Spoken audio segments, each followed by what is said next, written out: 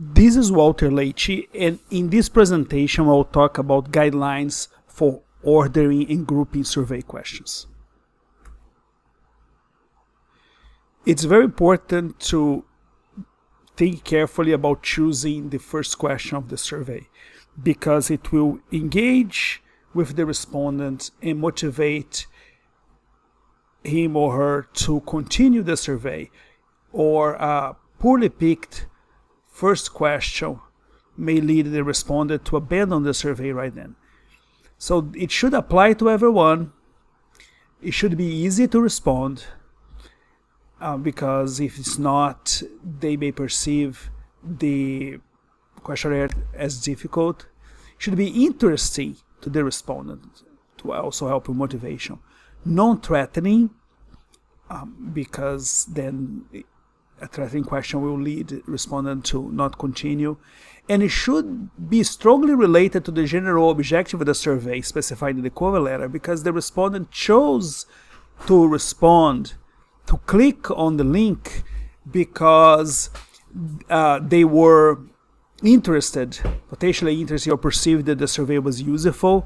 And having a first question that is strongly related to whatever was said in the cover letter will validate that perception that the survey is interesting or important. There is a special case where you have a sampling frame with ineligibles and you cannot exclude the ineligibles in advance. In that case, your first question should be an eligibility screening question. For example, if you are surveying elementary school teachers, but you don't know if everybody that received the survey is an elementary school teacher, first question should be, are you an elementary school teacher? And if they say no, you put a skip pattern, and then it goes to, for those that respond no, it goes to a thank you message explaining that the survey is just for elementary school teachers, and thanking them for taking the time and being interested in completing it. However, that situation should be avoided. So ideally, you should be able to either have a sampling frame with no ineligibles or be able to remove the ineligibles in advance. When deciding which question should start the survey, you need to think about how they feel. If you ask, are you certified to teach all classes you teach? This may seem straightforward, but it's threatening or evaluative to the respondent. They may worry about how the answers will be used to be used or judged, and discourage them to continue or respond honestly. It could create socializability bias effects too. Now this question, a demographic question. A demographic question is a poor choice for a first question because it's uninteresting. It's not related to the topic of the survey. It will not help motivate the respondents to continue. So this is a very common mistake. Individuals start with demographic questions, but in fact demographic questions should be towards the end of the survey. The order in which we ask questions can influence how the respondents answer. This is known as an order effect. Two common types are assimilation, where answers to related questions become more similar, and contrast, where answers become more different. These effects can happen for different reasons. Cognitive-based effects occur because one question affects how people process the next, while normative-based effects happen when earlier questions trigger like social norms that affect later questions.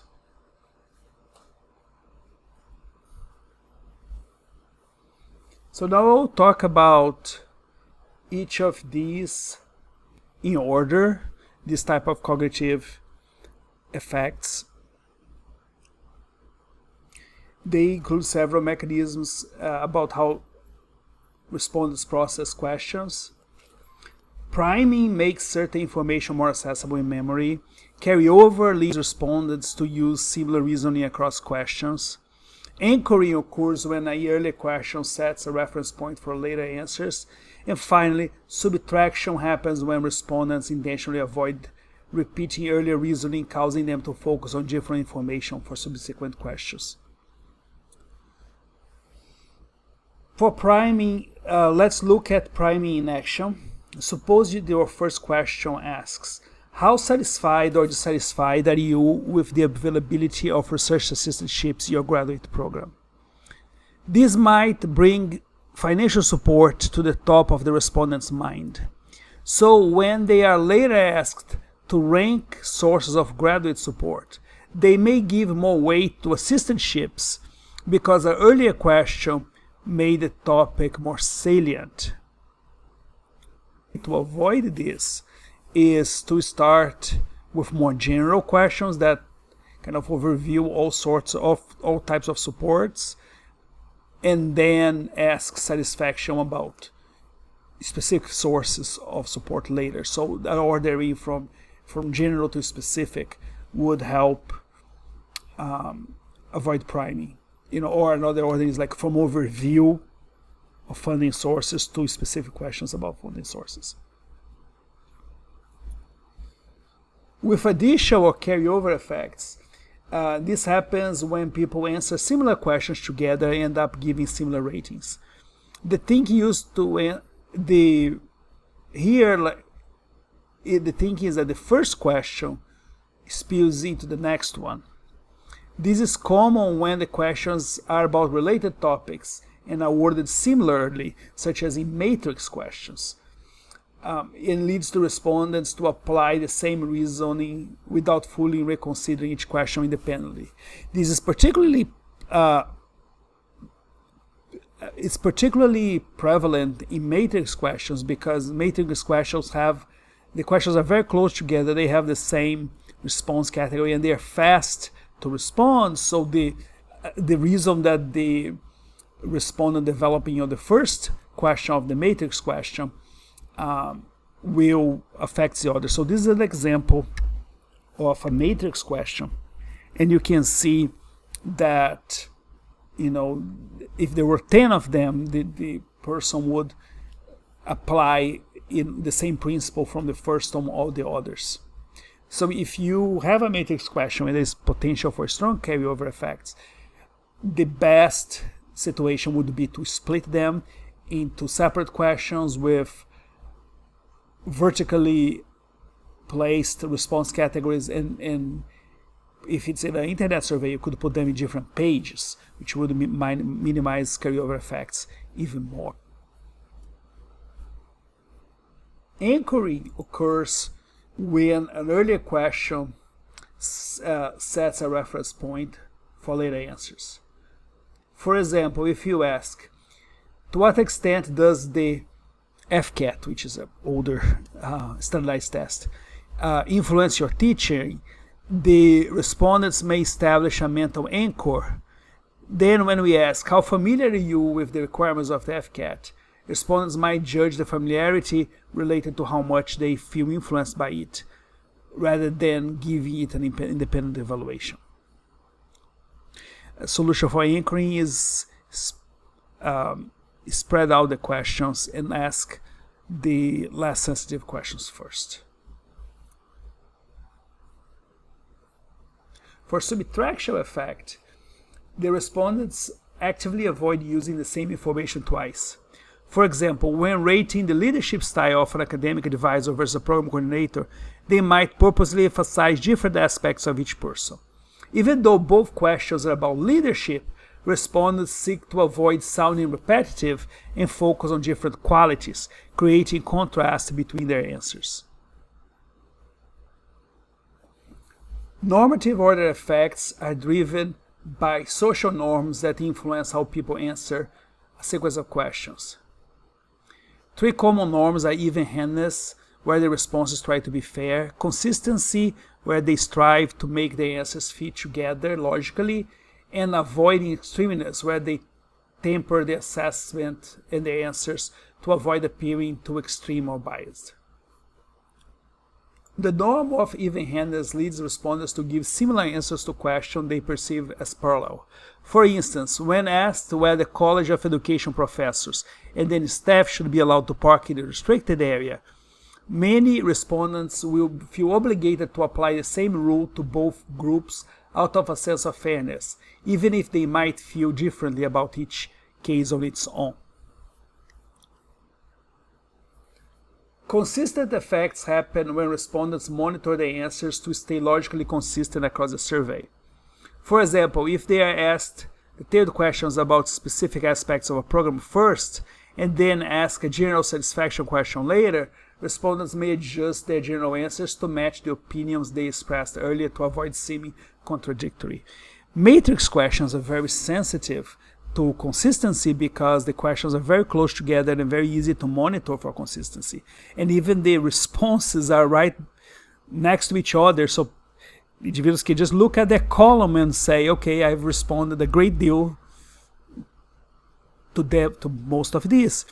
So a solution to avoid consistency problems is to split the questions into different pages and use a vertical column for responses. So separating questions allow individuals to think about them and less opportunity to monitor for consistency.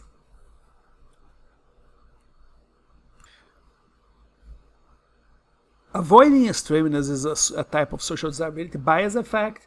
Social desirability bias is when respondents answer for a question not because they believe in it, but they want to try to pass a social desirable impression. They may not want to appear too harsh or too enthusiastic, or there are different theories about what social desirability bias entails. Some believe that is an element of self-deception, and others that it's pure impression management. Okay, there are related construct that sometimes referred is faking good, when individuals try to pass a good impression that's considered socially desirable. Okay, so it's a hard one to counteract. There is another mechanism that can contribute, which is response styles. And response styles are personal and sometimes cultural. So some individuals in some cultures, they may be less likely to use the extremes of the scale, always or not at all, and more likely to stay towards the middle.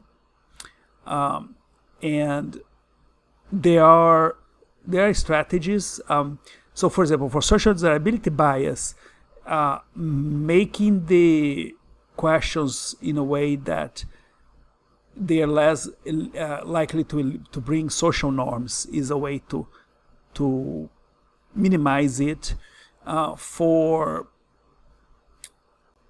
effects of response styles, it is harder. Sometimes there is a method called vignettes, anchoring vignettes, where you create situations about someone else for the respondent to rate, and then you use their responses to the vignettes to adjust the responses that the person provides about themselves. In other words, it's kind of like you try to use the vignettes to identify the usual response style of that person to then apply to their responses about themselves. But it's a time-consuming method because you have to develop vignettes. It increases the length of the survey. For grouping questions, to minimize other effects and make questionnaire easier for respondents, you should group related questions together. However, keep cautious of the potential for the monitoring for consistency or carryover effects if you group them too close together. Questions on the same topic should appear in the same section, and items with the same format or response scale should be placed together. Ideally, these related questions should also appear on the same page or facing pages. So, even though you would want to space questions to remove or reduce carryover effects or consistency, there is ideal point. There is, well, it's hard to tell exactly what the ideal point is, but if you spread them too much, the questionnaire looks kind of schizophrenic. Like, I have seen questionnaires where a topic is asked, let's say question 2, and then they don't ask about that topic again and return to that topic on question 20. And because your memory is fuzzy, at that point you were like, wasn't I asked about this already? And it creates some confusion, right? So extreme separation to try to avoid order effects may have may have inadequate consequences. So there are several best practices or ways you can order questions within a survey. So, for example, time sequence, cause and consequence, global to details, natural order, historical order, place more engaging personally relevant questions early to hook the respondents, as long as they are not threatening. Interesting, but not threatening. And avoid abstract or complex questions at the start, because they are difficult. They require a lot of thinking. So, for example, ranking questions are difficult. They should be avoided, but if you have to use them, you don't place ranking questions towards the beginning of the survey. Sensitive questions should be towards the end, and demographic questions too, because they are very boring. Demographic questions are usually the last ones. The other thing is, if you have missing data, like if respondents abandon the questionnaire, having missing data on demographics is less serious than having missing data on more substantive questions. So another reason to put demographics towards the end of the survey. So these are some guidelines, and it takes thinking. It's a balancing act to create a good survey.